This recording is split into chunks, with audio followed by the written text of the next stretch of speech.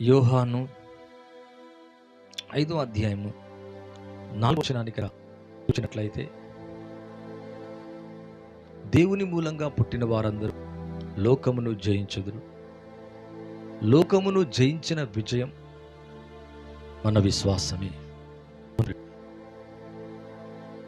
దేవుని మూలంగా పుట్టిన వారందరూ కూడా లోకాన్ని జయిస్తారని, లోకమును జయించిన విజయం మన విశ్వాసమని దేవునికి వాక్యం అంటుంది.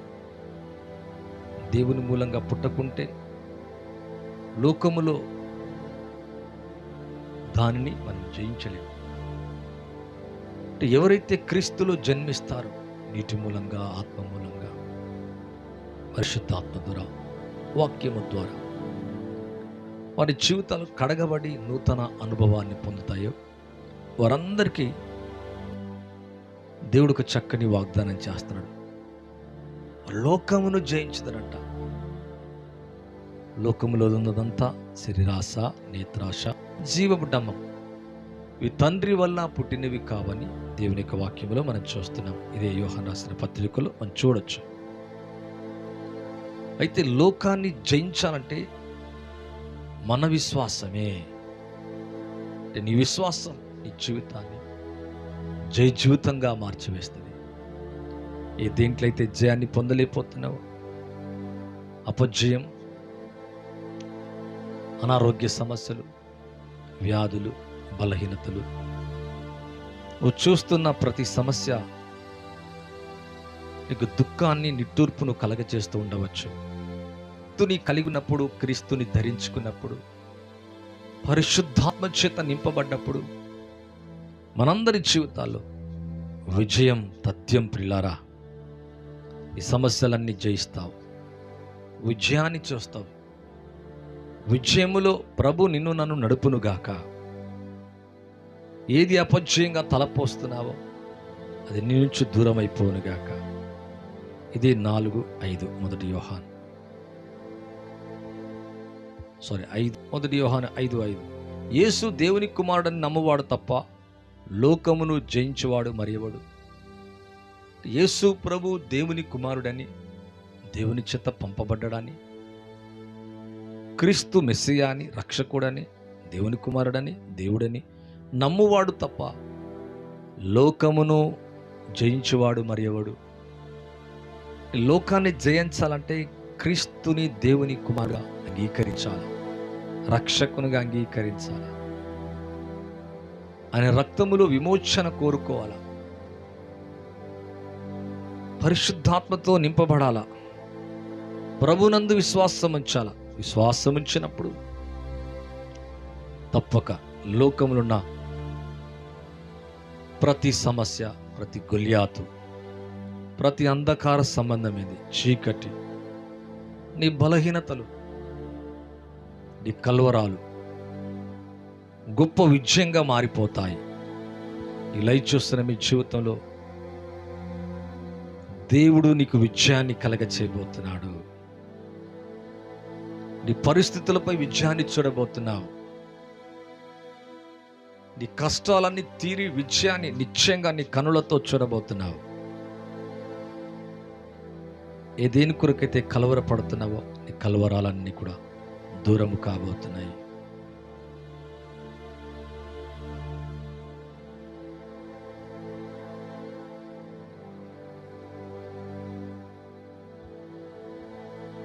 మొదటి కొరింథీయులకు రాసిన పత్రిక 15వ అధ్యాయం 57వ వచనం.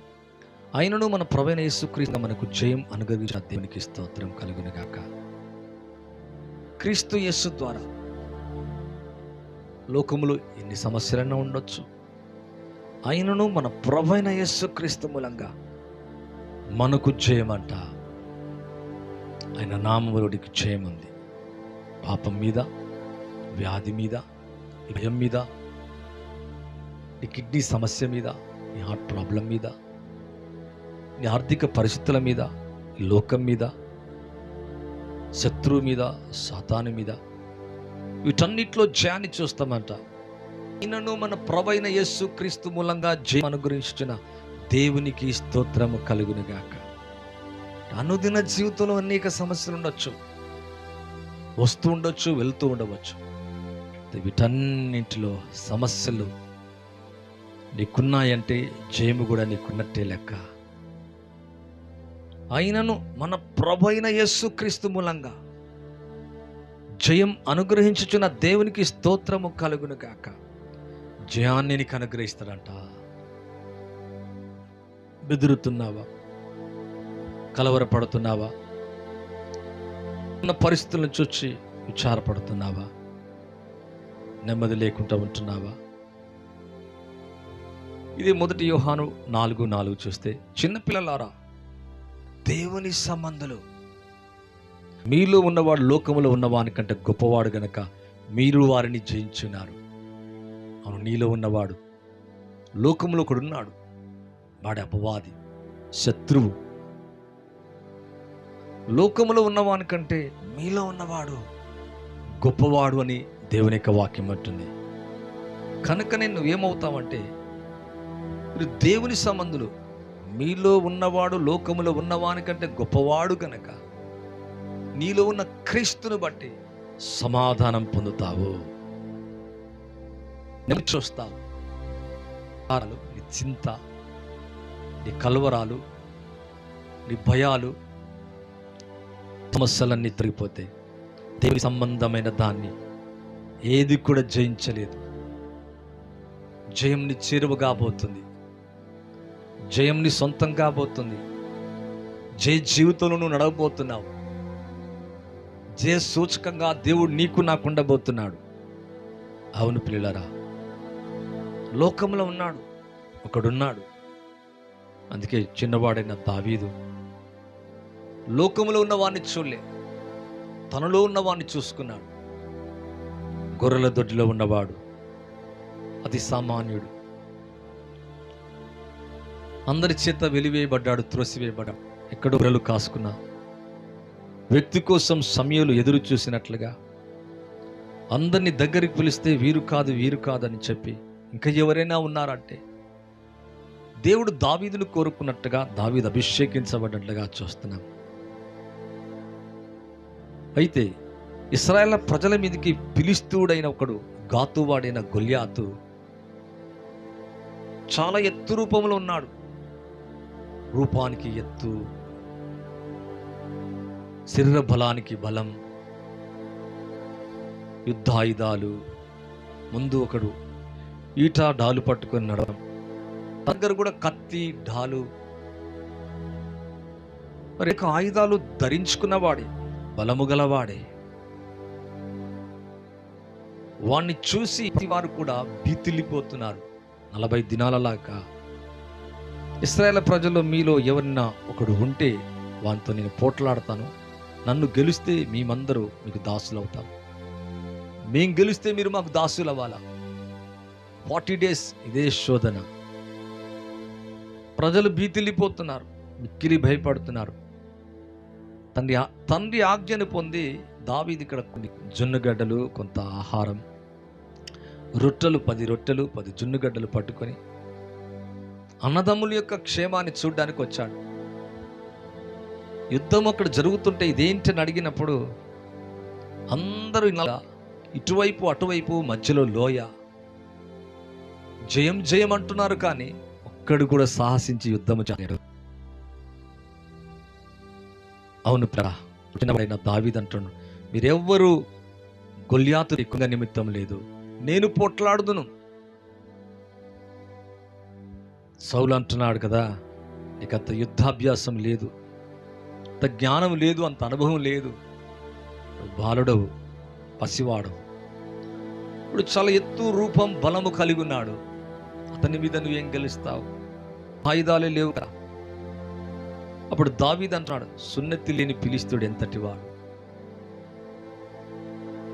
అప్పుడు ఎలుబంటి వచ్చింది, నా గొర్రెలను ఎత్తుకొని పోతా అంటే వాటిని తరిమి పట్టుకొని గడ్డం నుంచి రక్షించాను, అందులో ఒకని వంటి తను. వాటి బ్రేవ్, గ్లోరియస్ ఫెయిత్. అంటే తనలో ఉన్న వాడిని చూసుకున్నాడు, తన మీద ఉన్న అభిషేకాన్ని చూస్తున్నాడు, తను దేవుని చేత ఏర్పరచబిడ్డాని గ్రహిస్తున్నాడు. లోకంలో ఉన్న వాడిని చూస్తలేడు. చిన్నపిల్లలారా, దేవుని సదులు, మీలో ఒకడున్నాడు, వెలుపట ఒకడున్నాడు. పరమందున దేవుడు మీలో ఉంటున్నాడు. లోకములో కాదు, లోకములో అంతటా ఉండొచ్చేమో, కానీ నీలో ఉంటున్నాడు. దేని కొరకు తెలుసా? ఆనాడు దావీదు అన్ని యుద్ధం సంబంధించిన ఆయుధాలు, సరే వెళ్ళి యుద్ధానికి వెళ్ళంటే అవి నాకు వాడుకలేవు. కొన్ని నునుపైన రాళ్ళు తీసుకున్నాడట. 5 నునుపైన రాళ్ళు తీసుకుని ఒక రాయితో కొట్టగా గొలియాతు బుర్ర పడిపోయిందంట. ఈట లేదు. ఈ దినమున దేవుడు నాకు అప్పగించబోతున్నాడు నిన్ను, నీ మాంసాన్ని ఆకాశ పక్షులకు, గుడాలకు వేస్తాను. ఇప్పుడు గొలియాతు అంట, నేను కుక్కనా ఏంటి, కర్ర పట్టుకొని వస్తున్నా, దగ్గర కత్తి ఉంది, దగ్గర డాలు ఉంది. ఈ పైరూపకంగా కనబడే లోకములో ఉండవాని చూచి, వాని ఎత్తును చూచి దావీదు బెదరటం లేదు, భయపడలేదు. తను ఉన్నవాని చూస్తున్నాడు, తన మీద ఉన్న అభిషేకాన్ని చూస్తున్నాడు. ఉన్నవాని కంటే గొప్పవాడు కనుక మీరు వారిని జయించున్నారు. 5 రాళ్లలో నునుపైన ఒక రాయి తీసుకొని విసిరి కొట్టగా వాడు నుదుటన తాకగా బోర్లబడ్డాడంట. సమస్య తీరిపోయింది, భయము తొలగిపోయింది. ఒకే ఒక దెబ్బకు ఆ రాయితో కొట్టగా నుదుటన చొచ్చి బోర్లపడ్డ చూస్తాను. అవును ప్రియులారా, క్రీస్తుని రాయి నువ్వు కలిగి ఉండాలా. ఆయన మూలకు తలరాయి, అమూల్యమైన రాయి. ఈ రాయి కానీ తన సైన్య కానీ తన బిడల్ని కానీ వ్యతిరేకంగా లేచింది కానీ ఏది నిలబడలేదు. తిరస్కరించిన ప్రతి రాయి దావీదు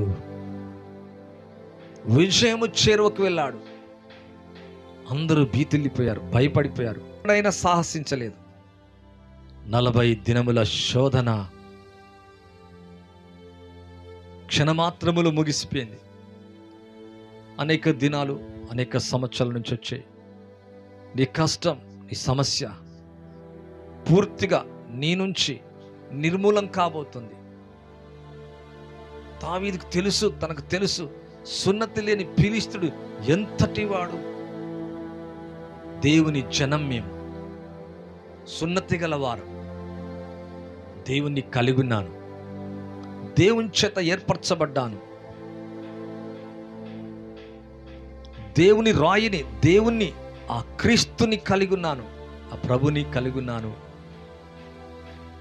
కనుక విజయం నాకు తథ్యమని నమ్మి విశ్వసించి ముందుకు సైన్యంలో వచ్చి రాయి తీసుకొని కొట్టగా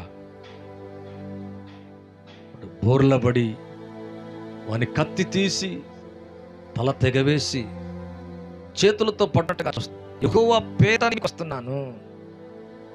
దావీదు విజయాన్ని చూశాడు. సాదృశ్యంగా యేసు ప్రభు శిలువలో చేసేదాన్ని గొలియాతుని చితక్కొడుతున్నాడు. గొలియాతు తల తెగవేస్తున్నాడు, తలనే కొడుతున్నాడు. అవును, ఒక దినాన యేసు ప్రభు వచ్చి చేసేది అదే కార్యం. శిలువలో యేసు ప్రభు చేసింది అదే. శత్రువుని తల చితక్కొట్టాడు. వాడు ఓడిపోయాడు ఆల్రెడీ.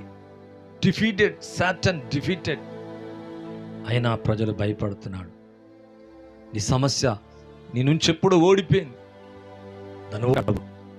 దావీదు వీరికి విజయాన్ని ఇచ్చాడు. ఇశ్రాయేలు ప్రజలకు నెమ్మది చేకూర్చాడు. కలవరం తొలగిపోయింది ఇశ్రాయేలు ప్రజల్లో. దావీదు చేసిన గొప్ప కార్యాన్ని బట్టి ప్రజలందరికీ విడుదల కలిగింది, నెమ్మది కలిగింది. ఇక నో మోర్ గొలియాత్. నీ జీవితంలో no more devil, no more. సమస్యలే లేకుండా చేయాలి. విజయము నీ చేరువ కాబోతుంది. రాయి తీసుకొని కొట్టగా విజయం సొంతమైపోయింది. విజయంలో ప్రజల్ని నడిపించాడు. 40 రోజుల శోధన 40 ఏండ్ల నెమ్మదికి కారణమైపోయింది. కొంచెం బహు సంవత్సరాలకు ఆశీర్వాదకరంగా మారబోతుంది. అవును ప్రియులారా, దేవుని సైన్యాన్ని తిరస్కరించింది ఏది కొనగలలే. దేవుని సైన్యాన్ని, దేవుని చేత విమోచించబడ్డావు, దేవుని చేత రక్షించబడ్డావు, ఏర్పరచబడ్డ బెడలం మీలో ఉన్నవాడు కనుక వారిని జయించినారు. ఇదే 1 యోహాను 5:7 ప్రేమించడు ఆ మూలంగా వారిని ప్రేమించును. ఇది 5:5 కూడా చూసినట్టయితే, యేసు దేవుని కుమారుడు నమ్మువాడు తప్ప లోకమును జయించేవాడు మరెవడు? అవును, తప్పక నీవు నిశ్చయముగా విజయం నీదే. 1 యోహాను 3:9 దేవుని మూలంగా పుట్టాలో ప్రతి వాళ్ళు ఆయన బీజం నిలుచును గనక వాడు పాపము చెయ్యడు, వాడు పాపము చెయ్యజాలడు. ఎందుకంటే దేవుని మూలంగా పుట్టాడు. దేవుని నమ్మితే, ఆయనలో జన్మిస్తే, ఆయన బీజం నీలో ఉంటే పాపం నీ మీద జయించదు. వాడు దేవుని మూలంగా పుట్టినవాడు కాక పాపము చేయడు, చేయజాలడు. పాపాన్ని తీసివేస్తున్నాడు, రోగం మీద నీకు విజయాన్ని ఇస్తున్నాడు, మరణం మీద, భయం మీద, ప్రతి క్యాన్సర్ కూలిపోనిగాక, ప్రతి AIDS, kidney problem, heart problem యేసు నామములో తొలగిపోనుగాక, బ్రేక్ అవునుగాక, కూల్చబడునుగాక. బోర్ల త్రోయబడ్డాడంట. What a blessing! లైఫ్ జీవితం గొప్ప విజయాన్ని, విశ్వాసం